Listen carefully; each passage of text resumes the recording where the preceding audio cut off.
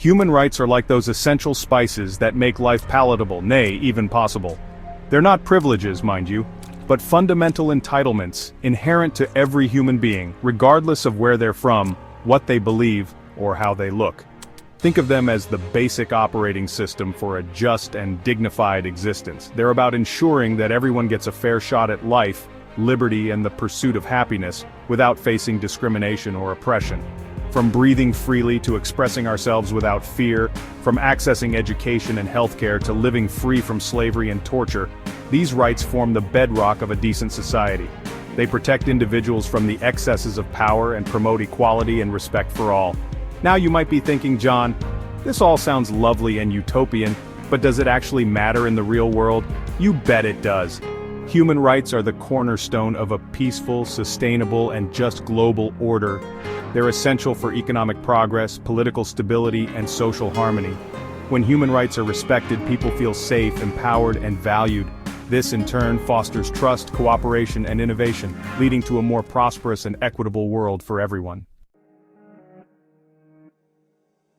Now, the idea of human rights isn't exactly new. It's been brewing for centuries, with folks throughout history fighting tooth and nail for a fairer shake. Let's rewind a bit, shall we? Our journey begins way back in 1215 with the Magna Carta. This bad boy, forced upon a grumpy King John by his rebellious barons, was a landmark moment. It established for the first time that even the king wasn't above the law and had to respect certain individual rights. Fast forward a few centuries and we arrive at the French Revolution. Talk about shaking things up. The French were fed up with being ruled by a monarchy that treated them like dirt. They stormed the Bastille, chopped off a few heads, figuratively speaking mostly, and declared that the power rests with the people. But wait, there's more. The 19th century saw a growing movement to abolish slavery. People finally started realizing that owning another human being was about as morally bankrupt as it gets. After years of struggle and activism, slavery was finally abolished in most parts of the world. These historical milestones, though imperfect and often messy, laid the groundwork for modern human rights. They showed us that change is possible when people stand up for what's right and demand a better world. The horrors of World War II were a wake-up call for humanity.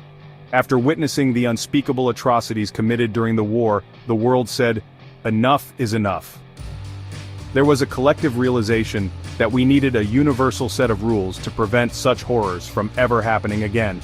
Enter the Universal Declaration of Human Rights, UDHR. Adopted in 1948 by the newly formed United Nations, the UDHR was a landmark document.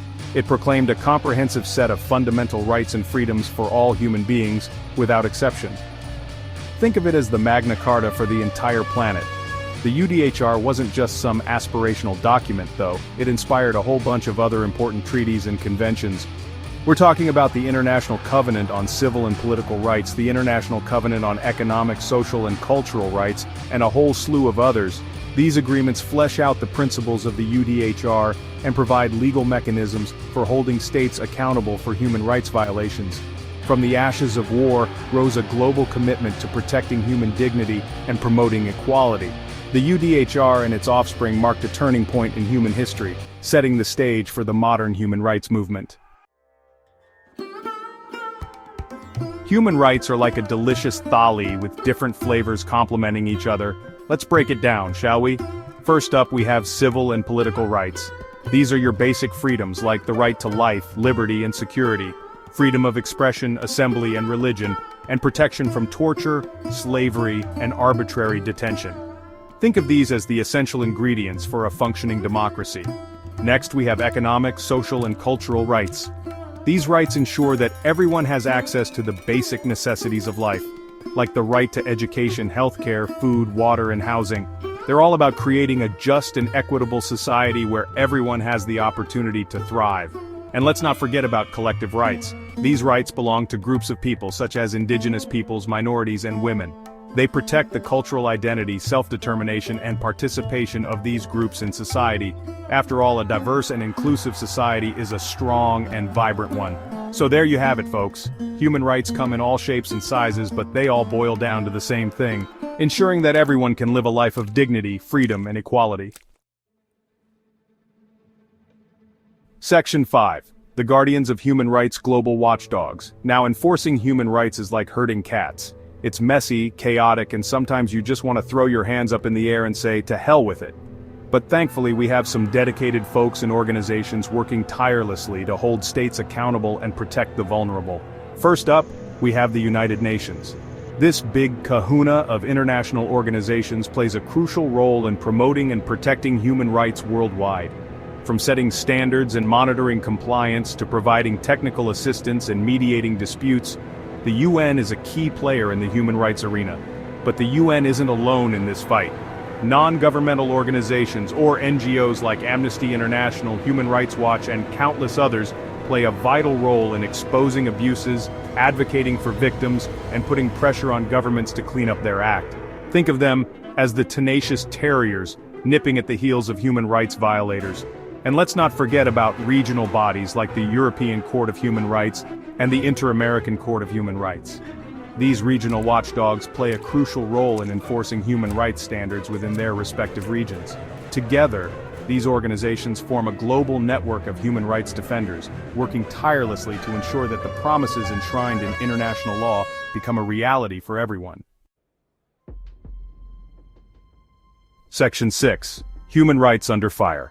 The challenges we face. Sadly, the fight for human rights is far from over. We live in a world where these fundamental rights are constantly under threat, like a samosa at a Diwali party. War and armed conflict are major culprits. From Syria to Yemen, Ukraine to Sudan, millions of people are caught in the crossfire, their basic rights violated with impunity. We're talking about indiscriminate killings, torture, sexual violence, displacement, and the destruction of livelihoods. It's a humanitarian catastrophe of epic proportions. Discrimination is another persistent challenge, whether it's based on race, religion, gender, sexual orientation, caste, or any other ground. Discrimination continues to rear its ugly head in all corners of the globe. And let's not forget about new and emerging threats to human rights.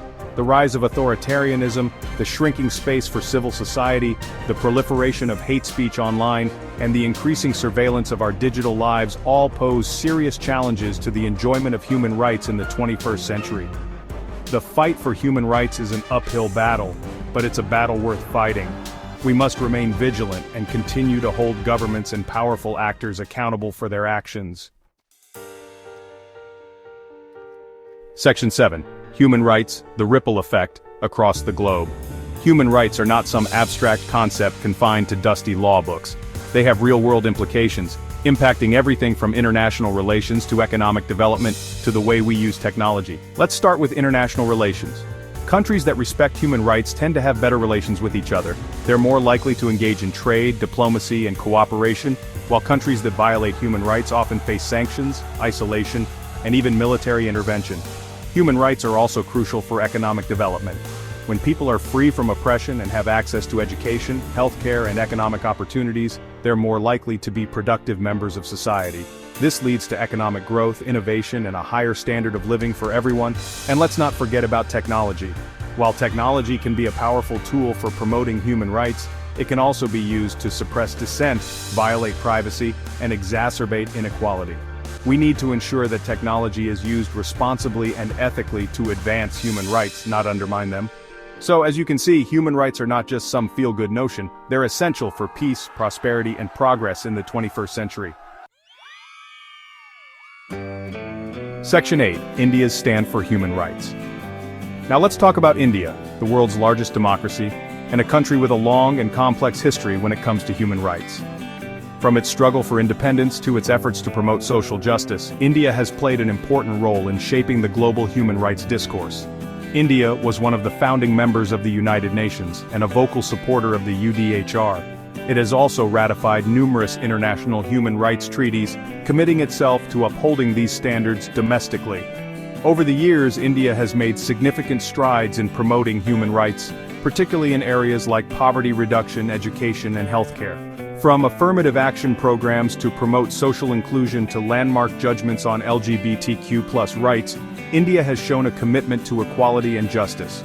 However, India also faces its share of human rights challenges. Poverty, inequality, discrimination, and violence against women and marginalized communities remain persistent problems. Despite these challenges, India's commitment to human rights remains strong.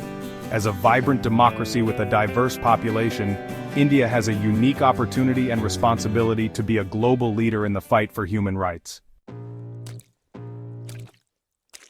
Section 9. Be the change. Our role in upholding human rights.